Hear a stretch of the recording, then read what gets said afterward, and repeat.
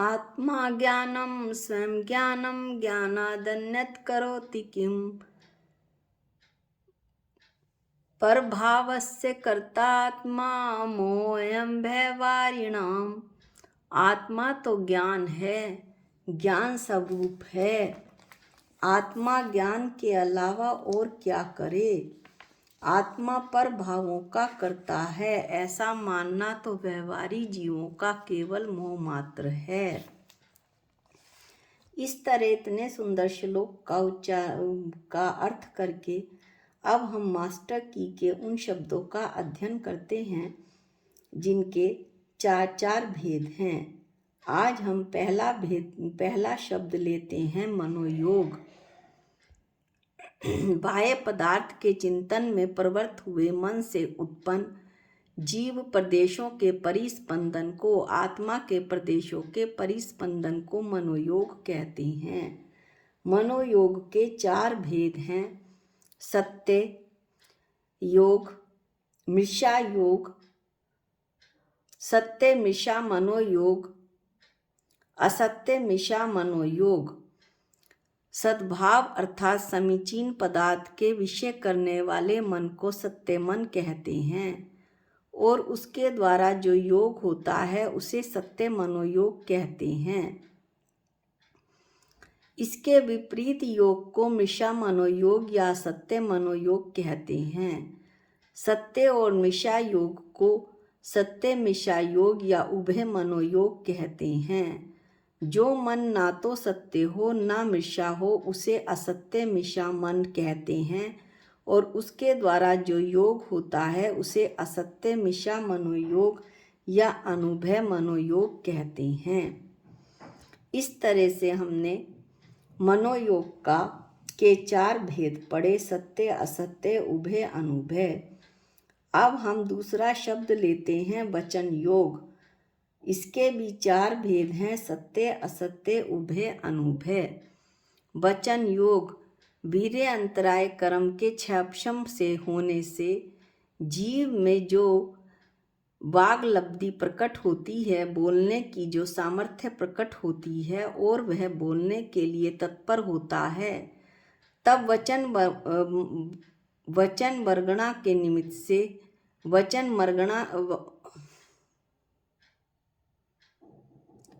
मार्गणा के निमित्त से जो आत्म प्रदेशों में परिस्पंदन होता है उसे वचन योग कहते हैं।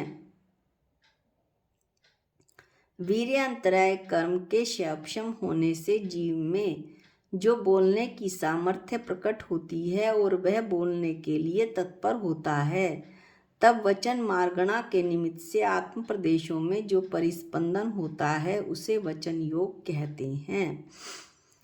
वचन योग भी चार प्रकार का है: सत्य, असत्य, उभय और अनुभय। सत्य वचन वर्गणा के निमित्त से जो योग होता है उसे सत्य वचन योग कहते हैं।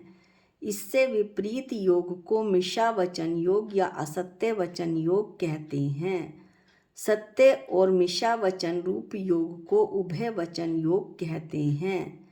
जो वचन योग ना तो सत्य रूप है और ना मिशा रूप ही है उसे असत्य मिशा वचन योग या अनुभय वचन योग कहते हैं। इस तरह हमने वचन योग के चार भेदों का वर्णन किया: सत्य, असत्य, उभय और अनुभय।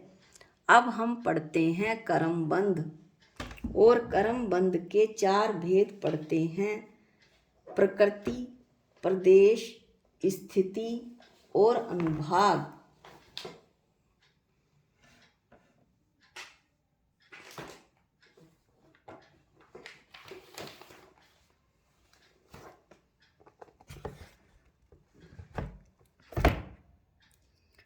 नाम कर्म के उद्देश्य से शरीर, वचन और मन उत्पन्न होते हैं। उनकी चेष्टा यानी शरीर, वचन, मन के हिलने से आत्मा के प्रदेशों का चंचलपन होता है, प्रतिस्पंदन होता है। उससे आत्मा को पुद्गल वर्गणा से एक बंधन होने की शक्ति होती है। आत्मा में पुद्गल वर्गणा से एक बंधन उसे पुद्गल वर्गणाओं को ग्रहण करने की उसमें आत्मा में शक्ति आती है। उसका नाम योग है। योग के निमित्त से प्रति समय कर्म रूप होने योग्य अनंत परमाणुओं का ग्रहण होता है। वहाँ अल्प योग हो तो थोड़े परमाणुओं का ग्रहण होता है और बहुत योग हो तो बहुत परमाणुओं का ग्रहण होता है। तथा एक समय में जो पुद्गल परमाणु ग्रहण करें उनमें ज्ञानावरण आदि 8 मूल प्रकृतियों का और उनकी 148 प्रकृतियों का जैसा सिद्धांत में कहा है वैसा बंटवारा होता है। उस बंटवारे के अनुसार ये पुद्गल वर्गणाएं उन प्रकृतियों रूप समय ही परिणमित हो जाती हैं। यह प्रकृति बंध है। इस प्रकार योग के निमित्त से कर्मों का आगमन होता है। इसलिए जो योग है वह आश्रव है। इसके द्वारा ग्रहण किए हुए कर्म परमाणुओं का नाम प्रदेश है। उनका बंध हुआ और उनमें मूल उत्तर प्रकृतियों का विभाग हुआ।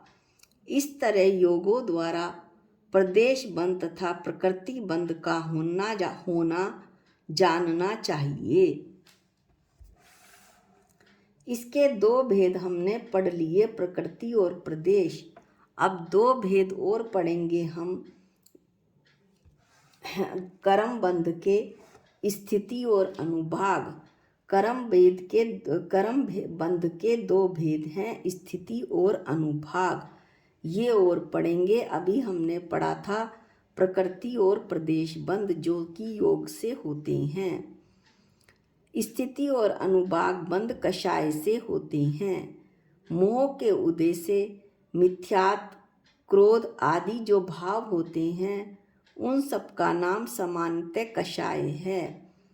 उनसे उन कर्म प्रकृतियों की स्थिति बनती है जो ऊपर 148 कर्म प्रकृति कही गई हैं। अल्प कषाय होने पर थोड़ा स्थिति बंद होता है और बहुत कषाय होने पर बहुत स्थिति बंद होता है। अब अगला जो इसका चौथा भेद है वो है अनुभाग बंध। इस कषाय के द्वारा ही उन कर्म प्रकृतियों में अनुभाग शक्ति का विशेष होता है। यानी कषाय के द्वारा ही इन कर्म प्रकृतियों में फल देने की शक्ति आती है। वहाँ जैसा अनुभाग बंध हो वैसा ही उदय काल में उन कर्म प्रकृतियों का बहुत या थोड़ा फल उत्पन्न होता है। घातीय कर्म की सर प्रकृतियाँ पाप प्रकृतियाँ हैं और आघातीय कर्म की पाप प्रकृतियों में यदि अल्प कषाय है तो अल्प अनुभाग बनता है, अल्प शक्ति वाला बंध बंधता है। लेकिन बहुत कषाय होने पर बहुत अनुभाग, बहुत शक्ति वाला बंध बंधता है। तथा जो आघातीय कर्म की पुण्य प्रकृतियां हैं उनमें अल्प कषाय होने से बहुत अनुभाग बंधता है। यानी पुण्य प्रकृतियों का बहुत फल बंधता है और बहुत कषाय होने पर थोड़ा अनुभाग, थोड़ा फल बंधता है। इस तरह से हमने देखा कि कषाय से स्थिति और अनुभाग बंध का विशेष हुआ, कर्म प्रकृतियों के स्थिति और अनुभाग का विशेष हुआ। इसलिए कषायों द्वारा स्थिति और अनुभाग बंध का होना जानना चाहिए। कर्म बंध के हमने 4 भेद पढ़े, प्रकृति, प्रदेश, स्थिति और अनुभाग। अब जो अगला है वो है निक्षेप। निक्षेप के 4 भेद हैं, नाम, स्थापना, द्रव्य और भाव। नाम, स्थापना, द्रव्य और भाव से 7 तत्वों जीव, अजीव, आश्रव, बंध, संवर, निर्जरा और मोक्ष तथा सम्यक दर्शन आदि, सम्यक दर्शन, सम्यक ज्ञान, सम्यक चारित्र का लोक व्यवहार होता है। प्रमाण और न्याय के अनुसार प्रचलित हुए लोक व्यवहार को निक्षेप कहते हैं। निक्षेप के 4 भेद हैं, जैसा कि हम उन शब्दों का वर्णन कर रहे हैं जिनके 4 भेद हैं। नाम, स्थापना, द्रव्य और भाव निक्षेप। नाम निक्षेप गुण, जाति, द्रव्य और क्रिया की अपेक्षा के बिना लोक व्यवहार के लिए किसी का कोई भी नाम रखने को नाम निक्षेप कहते हैं।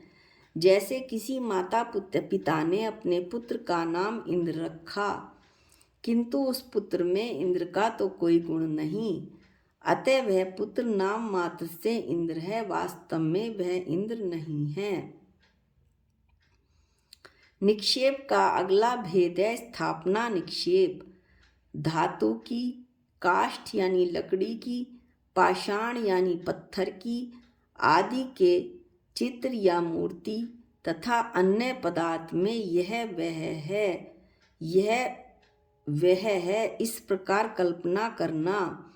यह अनंत भगवान हैं, इस प्रकार उस पत्थर की मूर्ति में अनंत भगवान की कल्पना करना स्थापना निक्षेप है। स्थापना 2 प्रकार की होती है, तदाकार और अतदाकार। उसी आकार वाले में उसी आकार वाले की कल्पना करना तदाकार स्थापना है। जैसे अनंत भगवान की मूर्ति प्रतिमा में अनंत भगवान की ही कल्पना करना। भिन्न आकार वाले पदार्थों में भिन्न आकार वाले की कल्पना करना अतदाकार स्थापना है। जैसे शतरंज की गोटों यानी मोहरों में बादशाह और वजीर वगैरह की कल्पना करना। इस तरह से हमने निक्षेप के 2 भेद पढ़ लिए, नाम और स्थापना निक्षेप। अब तीसरा भेद है द्रव्य निक्षेप। भूत और भविष्य की पर्याय की मुख्यता को लेकर वर्तमान में कहना द्रव्य निक्षेप है। जैसे इंद्र की मूर्ति बनाने के लिए जो पाषाण या काष्ठ लाया गया है, अभी वो पाषाण और काष्ठ के रूप में ही है, लेकिन उसे इंद्र कहना। किसी ने मुनीमी छोड़ दी है, लेकिन फिर भी उसे मुनीम कहना। कोई स्त्री या पुरुष अध्यापक का काम करता था, स्कूल में पढ़ाते थे, लेकिन रिटायरमेंट के बाद भी उन्हें मैडम या सर कहना। भाव निक्षेप वर्तमान पर्याय युक्त वस्तु को भाव निक्षेप कहते हैं, अर्थात जो वस्तु जिस वर्तमान में जिस पर्याय में है उसे उसी रूप में मानना भाव निक्षेप है। जैसे देवों के स्वामी साक्षात इंद्र को इंद्र कहना। इस तरह हमने निक्षेप के 4 भेद पढ़े, नाम, स्थापना, द्रव्य और भाव निक्षेप। अब हम जो अगला शब्द पढ़ेंगे वो है पर्याय आर्थिक न्याय। पर्याय आर्थिक न्याय के 4 भेद हैं।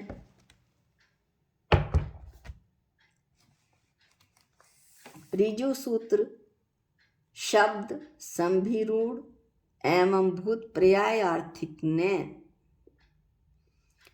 पर्याय आर्थिक न्याय पर्याय अर्थात विशेष को विषय बनाने वाला न्याय पर्याय आर्थिक न्याय कहलाता है। जैसे नदी की तरफ सामान्य दृष्टि डालने पर जल के रंग, गंध और स्वाद की ओर ध्यान न जाकर केवल जल की ओर ध्यान जाना, यह द्रव्य आर्थिक न्याय का दृष्टांत है। किंतु जब जल के रंग, गंध और स्वाद की ओर ध्यान जाता है तब वह पर्याय आर्थिक न्याय का दृष्टांत होता है। अब हम एक एक करके इसके भेदों का वर्णन करेंगे। पहला भेद है ऋजु सूत्र न्याय।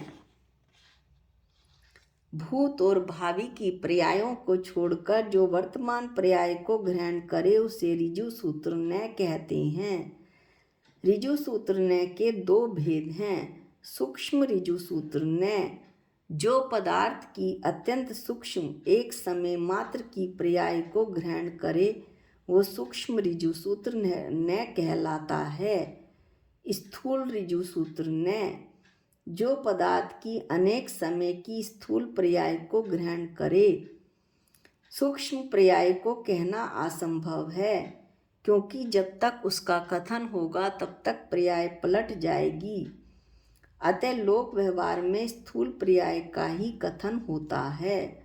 दृष्टांत के लिए जिस समय कपड़ा सुखाया जाता है उसी समय से कपड़ा सूखना शुरू हो जाता है, पर हमें आरंभ में समझ नहीं आता, हम उसे पकड़ नहीं पाते। यह सूक्ष्म पर्याय है।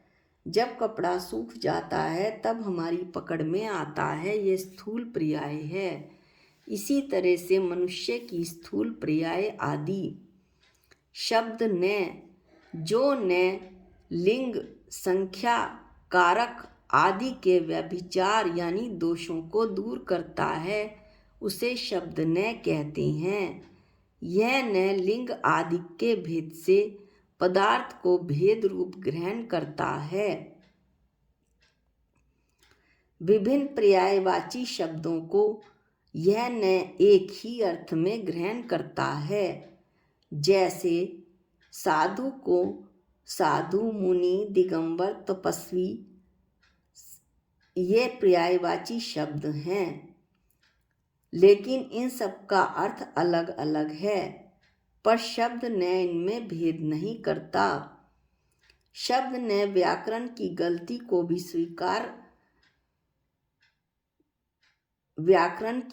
को भी स्वीकार करता है। जैसे आचार्य श्री पधार रहे हैं, आचार्य 10-20 हैं, तो शब्द न कहता है कि यह आदर सूचक है, इसलिए यह बात ठीक है। इसी तरह से शब्द न का हम एक और उदाहरण ले सकते हैं, क्योंकि ये बातें बार बार पढ़ने में नहीं आती हैं। यदि एक बार में 3-4 दृष्टांत ले लिए जाएं तो आराम से बात समझ में आती है। आम्रा वन, आमों के वृक्ष वन हैं।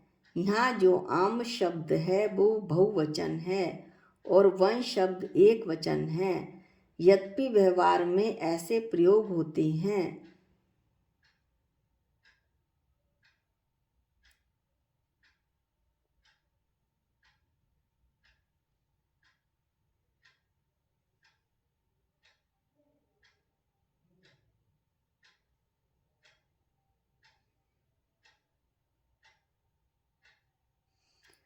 तथापि इस प्रकार के व्यवहार को शब्द ने अनुचित मानता है।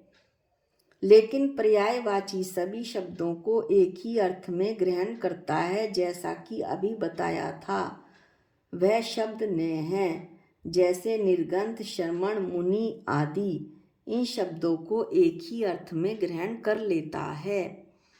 अब है संभिरूढ़ न, जो न नाना अर्थों का उल्लंघन कर रूढ़ि से एक अर्थ को ग्रहण करता है, उसे संभिरूढ़ न कहते हैं।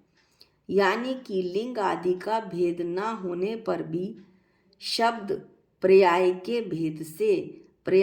भेद से यानी जो द्रव्य जिस पर्याय रूप उस वर्तमान में परिणमन कर रहा है, उसी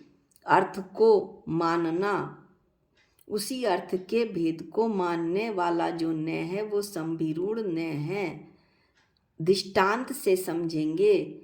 इंद्र, शक्र और पुरंदर ये तीनों शब्द सर्ग के स्वामी इंद्र के वाचक हैं और एक ही लिंग के हैं, किंतु ये तीनों शब्द इस इंद्र के भिन्न भिन्न धर्मों को कहते हैं। ऐसा इस न का मानना है। जो आनंद करता है वो इंद्र है। शक्तिशाली होने से इंद्र को शक्र कहते हैं और नगरों को उजाड़ने वाला होने से पुरंदर कहते हैं। इस तरह यह न शब्द भेद से अर्थ भेद मानता है, वह संभिरूढ़ है। शब्द भेद यानी पर्याय भेद से अर्थ भेद मानता है, जबकि जो शब्द न था वो पर्यायवाची सभी शब्दों को एक ही अर्थ से ग्रहण करता था। यह अलग अलग अर्थभेद करता है, वो संभिरूढ़ न है। चौथा जो अंतिम न का भेद है वो है एवं भूत न। जिस शब्द का जिस क्रिया रूप अर्थ हो, अर्थात जो पदार्थ जिस रूप में परिणमित हो रहा हो, उस क्रिया रूप परिणमित पदार्थ को ही ग्रहण करने वाला वचन और ज्ञान एवं भूत न कहलाता है। जैसे इंद्र शब्द का अर्थ है आनंद करता है, अर्थात स्वर्ग का स्वामी जिस समय आनंद उपभोग कर रहा है उसी काल में उसे इंद्र कहना, और जब वह पूजन करता है तब उसे इंद्र ना कहकर पुजारी कहना, यह एवं भूत न का उदाहरण है। इस तरह से हमने पर्याय आर्थिक न के 4 भेदों का वर्णन किया। ऋजु सूत्र न, शब्द न, संभिरूढ़ न और एवं भूत न।